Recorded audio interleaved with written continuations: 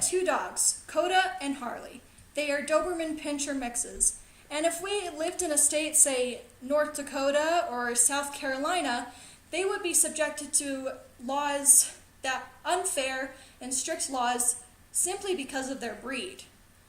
These laws are known as breed discriminatory legislation, and it targets dangerous breeds to try and prevent dog bites and dog attacks.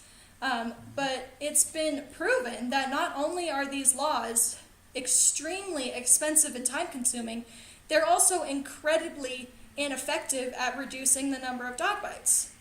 Many different organizations have spoken publicly against breed discriminatory legislation, including the Centers for Disease Control, the American Veterinary Medical Association, the Humane Society of the United States, and many others.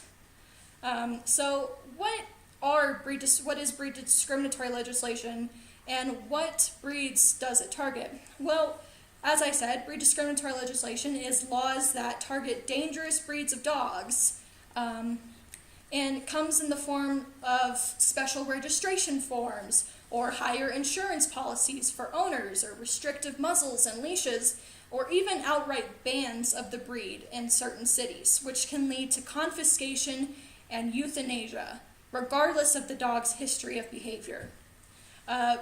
Breeds that have been targeted by breed discriminatory legislation have been German Shepherds, Doberman Pinschers, Chow Chows, Mastiffs, Malamutes, Huskies, and even Dalmatians.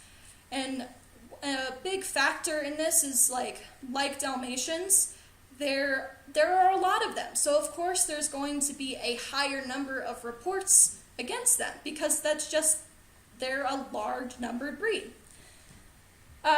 Breed discriminatory legislation is put in place because of panic policy making, which is in the wake of an event like a dog bite.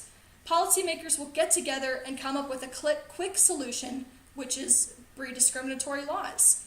They are put in place out of fear without considering how to properly handle the situation. It blames the dogs and not the owners, where the responsibility ultimately lies.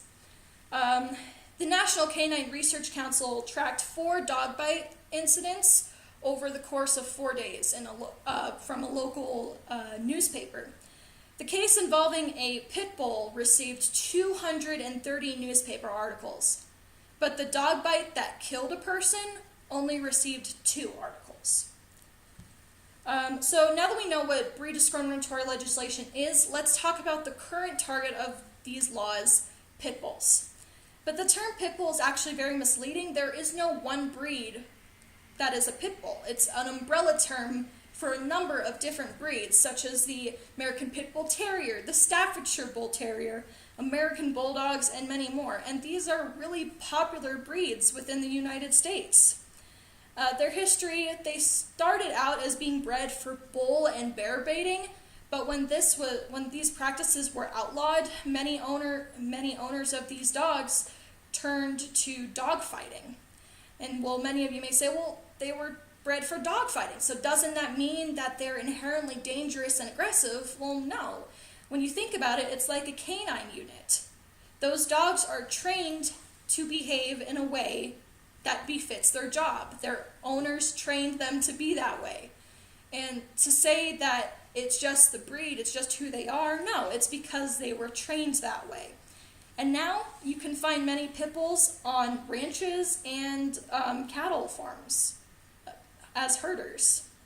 And so, as you can see, aggression is not an inherent trait of pit bulls. In fact, based on the American Temperate Test Society, they have a temperate test that focuses on and measures different aspects of temperament, such as stability and shyness and aggressiveness and friendliness, as well as the dog's instinct for protectiveness towards its handler and or self-preservation in the face of the threat.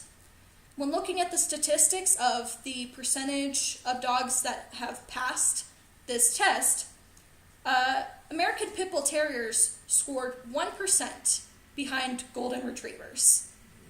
And you never hear anything about golden retrievers being aggressive, so why should pit bulls be held to that same standard when they scored almost the exact same? And pit bull terriers actually scored higher than dogs like beagles and basset hounds, corgis, chihuahuas, poodles, and many, many more different breeds.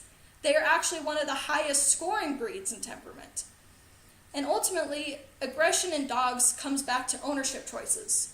I recently started my job as a veterinary assistant at a local vet clinic, and one of the things stressed to new dog owners or owners who've recently gotten a puppy is socialization, desensitization, training, and sterilization.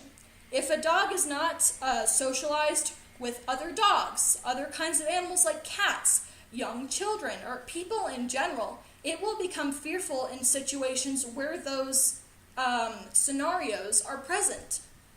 And when any animal becomes fearful or stressed out, that is when they will lash out. It's not out of, I want to hurt you, it's I'm afraid and I don't know what else to do. Desensitization involves touching a dog's ears, its paws, getting in their mouth, so they know, hey, this is okay, this is not a dangerous act towards me. It's incredibly helpful with veterinary visits and making sure a dog is healthy. And if a dog is not, like I said, so desensitized to those actions, it will become fearful. And with training, if a dog is not properly trained, it doesn't know the difference between right and wrong, and you can't judge it on its behavior because it was not trained properly. And that was ultimately the owner's decision. Sterilization, it's been proven that dogs, especially males, who go without getting fixed, actually show more aggression towards others. And again, that is an ownership decision, not something inherent of the dog breed. There was a study done on 256 dog bite fatalities between 2000 and 2009, and the results show that 84% of the dogs involved were unneutered males, 76% were guard or yard dogs and not family pets, which means that they had no significant connection to their owners, and 20% involved owners with a history of pet abuse. So we've covered what breed discriminatory legislation is. We've talked about the current target of these laws, pit bulls. So what is a better alternative? And that's breed neutral laws, whereas breed discriminatory legislation is based entirely on what a dog looks like. Any short-haired, stocky dog is going to be called a pit bull, regardless of what it actually is. This was seen in Michigan with a man named Dan Tillery and his dog Diggy. 4 days after adopting Diggy, officers showed up at his door to confiscate the dog because there was a pit bull ban in Tillery City. However, Diggy was not a pit bull, but an American bulldog. But because he looked like a pit bull, the officers confiscated him and took him away. Thankfully, a rescue organization took Diggy in while Tillery went to court, and ultimately the rule was changed that only a veterinarian could say for certain what a dog's breed was, and Diggy got to return home safe and sound. Dr. Victoria Voith of Western University did a study and found that 87.5% of adopted dogs are misidentified by adoption agencies, and their true breed is only found through DNA analysis. So you can't say that breed discriminatory legislation works when it's based on a dog's breed, which may not actually be the breed. Again, as mentioned earlier, BDLs are incredibly expensive and time-consuming. Costs include animal control, sheltering seized animals, euthanasia and disposal of bodies, and court fees for those who choose to fight the laws. In Prince George's County, Maryland, $250,000 were spent a year on maintaining breed discriminatory legislation. Breed neutral laws, on the other hand, emphasize individual accountability, and they target reckless, negligent, and abusive dog owners. It has nothing to do with the breed of the dog, but rather the history of each individual dog and the owners.